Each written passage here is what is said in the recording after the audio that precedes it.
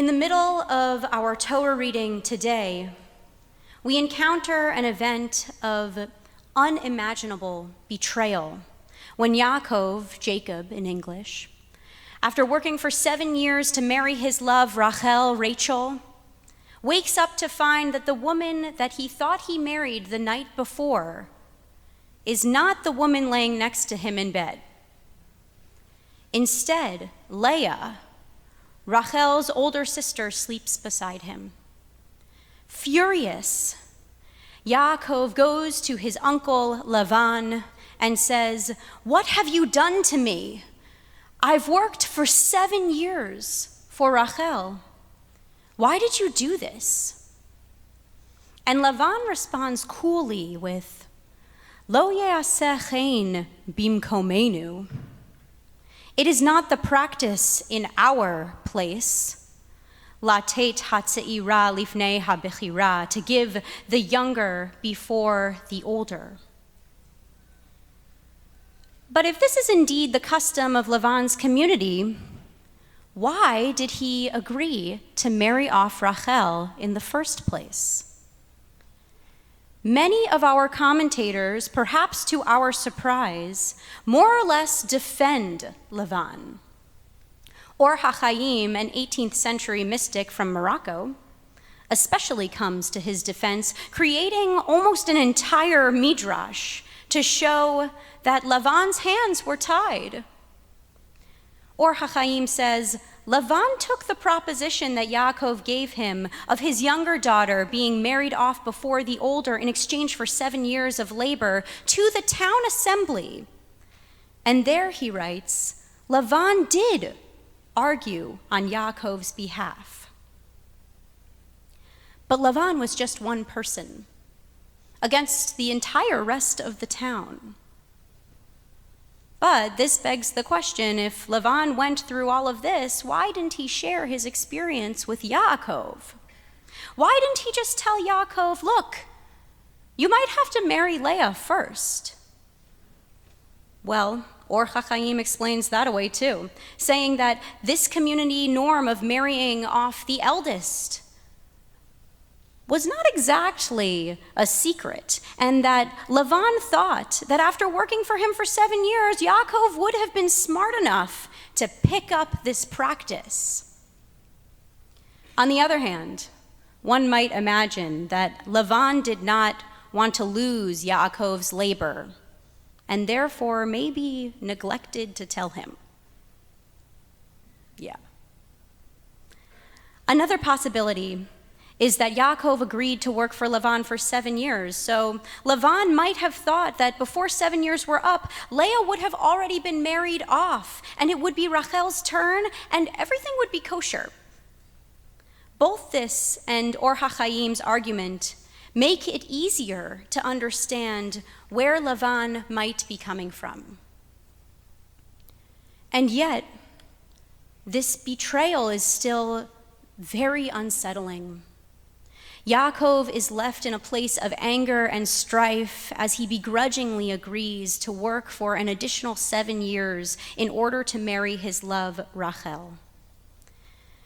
And I think that the most distressing piece of this story is Lavan's response to Yaakov. He says, "We don't do this marrying off the younger before the older, bimkomenu, in our place."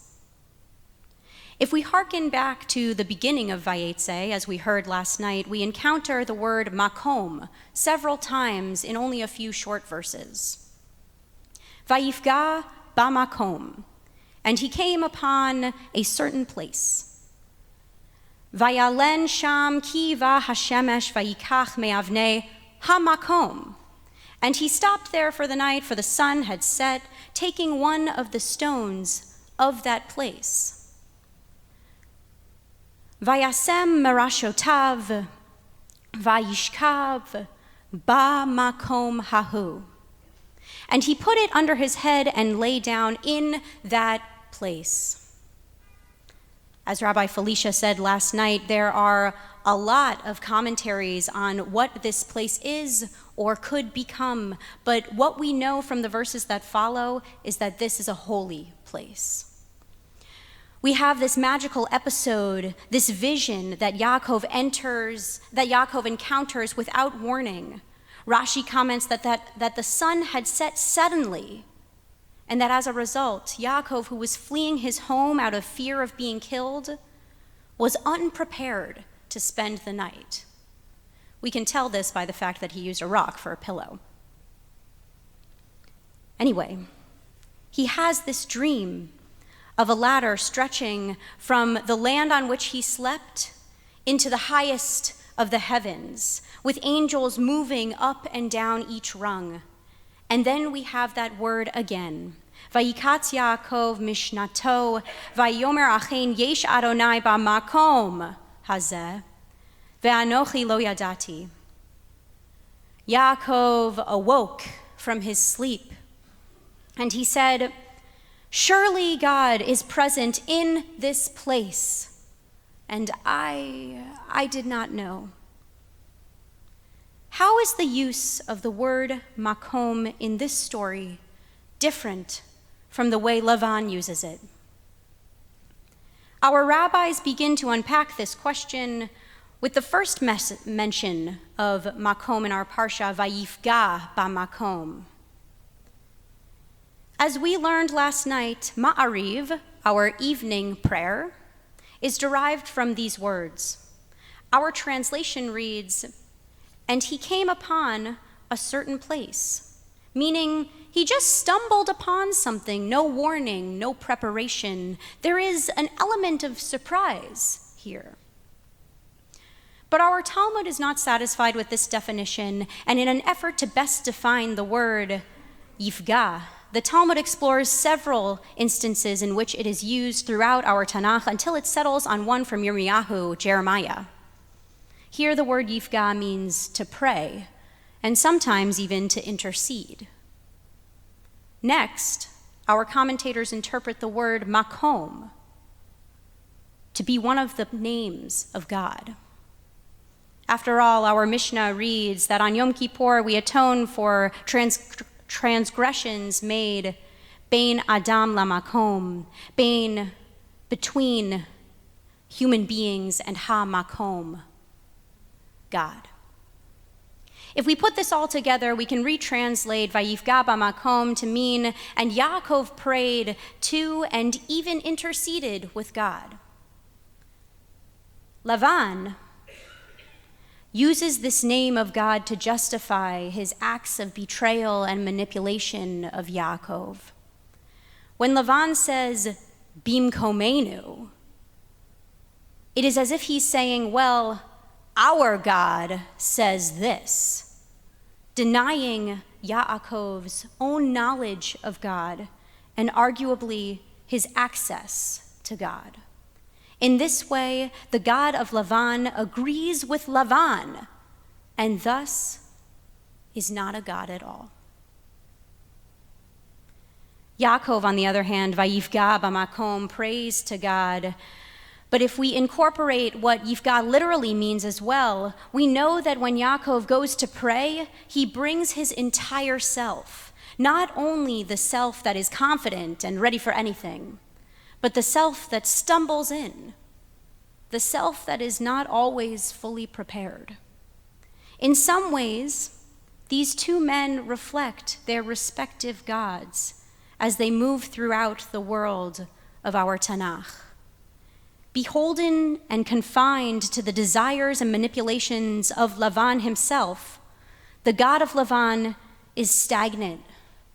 And thus, idolizing his God, we see Lavan live a life without growth, selfishly choosing his flocks and idols over his family. In contrast, the God of Yaakov is expansive, containing multitudes. But Yaakov shouldn't be let off so easy. He has had quite the checkered past, stealing birthright and blessing, and fleeing from his home rather than facing the consequences of his actions. What keeps him from repeating these selfish and thoughtless acts? What keeps Yaakov from turning into Lavan? When Yaakov comes before his God, he does not deny his faults. Rather, he comes ready to learn from them. As we heard last night, this is demonstrated by his comment upon waking from his dream. Achen yesh Adonai ba makom hazeh, va'anochi lo yadati. Surely God is present in this place, and I didn't know it. Yaakov shows his ability to grow with an acknowledgement of his new revelation that he had not seen before, that certainly he is not God and he is not all-knowing. As a result of this newfound understanding, the very next word we read after lo yadati, I didn't know, is vayira, and Yaakov was afraid or shaken. The Hasidic master Sfat Emet says that this yira should not be understood as solely reverence or fear. Rather, he writes that Yaakov was filled with yira because he was overwhelmed by his realization in that moment of not only his capacity for growth, but that his life and the lives of others depended on that growth. In this polarized and fanatical time in our country and in our world, it is so easy to pray to the God of Lavan and say, well, bimkomenu, and confine ourselves to stagnancy, retreat into exclusivity. It is often challenging to admit our faults to others and even to ourselves and to God.